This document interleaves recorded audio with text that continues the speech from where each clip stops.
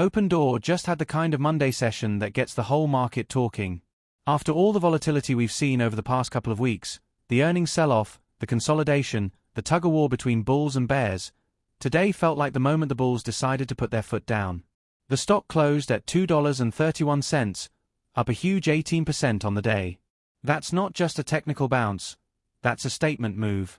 And given the context, there's a real argument to be made that this momentum could carry into Tuesday and beyond. Let's rewind a bit. Last week, we talked about the setup for a potential bounce. Opendoor had just come off a post-earnings sell-off where the stock took a big hit despite reporting solid Q2 results. 4,299 homes sold, $1.6 billion in revenue, $128 million in gross profit, and their first quarter of adjusted EBITDA profitability in 3 years. Fundamentals that, on paper, looked better than the market reaction suggested. The sell-off felt more like a knee-jerk reaction to cautious guidance than a reflection of the actual business trajectory. The thinking was simple, with shorts sitting heavy, retail sentiment starting to rebuild, and macro conditions hinting at potential rate cuts later in the year, we could be setting up for exactly this kind of squeeze-driven rally. And that's what today looked like. Not just a little relief bounce, this was a high-volume, conviction move. Now, whenever you see a move like this, the first question is always, what's behind it? The most obvious factor is the macro backdrop. Over the past week, we've seen a shift in rate cut expectations. JP Morgan is now openly predicting that the Fed could cut rates in September, and the bond market is starting to price that in more aggressively. That's a huge deal for housing. Lower rates mean cheaper mortgages, more buyers in the market, and more transaction flow, exactly the kind of environment where Opendoor's model can thrive. But it's not just macro tailwinds here. There's also a clear shift in sentiment within the Opendoor community.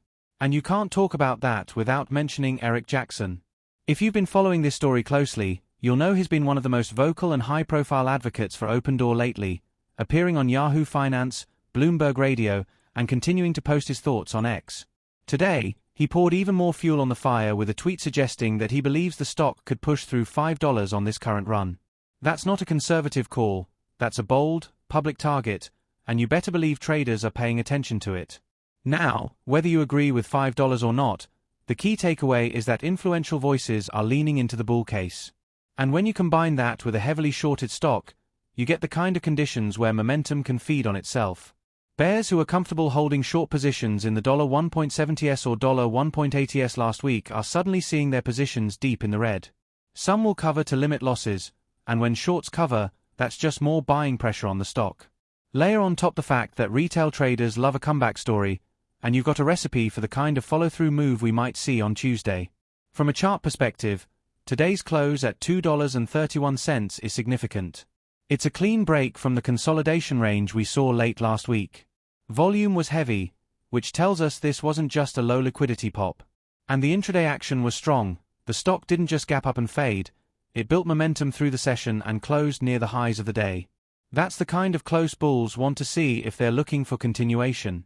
Now, let's talk about the medium-term picture. If we do see rate cuts in September, that's going to be an inflection point for housing.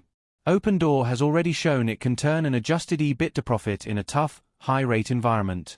If the macro climate eases, the operational leverage in their model means incremental volume should flow through to the bottom line at a faster rate. And with their tech-driven, data-rich approach to buying and selling homes, they're positioned to capture market share as transaction volumes recover. It's also worth remembering that the board scrapped the reverse split proposal earlier this year. That decision sent a strong signal that management is confident in the stock's ability to regain momentum without needing to play with the share structure. Combine that with regained Nasdaq compliance, and you have a more stable platform for growth, one that institutional investors can take more seriously. The risk here, and it's worth acknowledging, is that momentum rallies can be volatile. We've seen it before. Stocks can spike 20% one day and give back half of it the next. The key for bulls is going to be holding above key support levels and keeping volume strong on green days. If Tuesday opens weak but finds support in the low $2s and buyers step back in, that's still constructive. The worst-case scenario for bulls would be a sharp reversal on heavy volume, which could spook traders and invite the shorts back in aggressively. But given the fundamental tailwinds and the sentiment shift we're seeing, that's not the base case right now. Looking ahead, there are a few things I'll be watching closely this week. First, how does the options market react to today's move? If we see a surge in call buying, that could indicate traders are positioning for a multi-day run. Second, what happens to short interest? If data later in the week shows a meaningful drop, that's confirmation that a squeeze is underway. And third, any additional commentary from high-profile bulls like Eric Jackson. When someone with his following and track record keeps beating the drum, it keeps the narrative alive, and in momentum stocks, narrative is fuel. For long-term investors, the question is whether this rally changes the thesis. In my view, it reinforces it.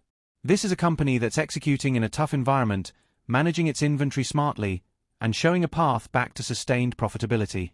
The market's reaction to earnings was, in hindsight, an opportunity, and if you believed in the story then, you've just been handed a reminder of how quickly sentiment can turn.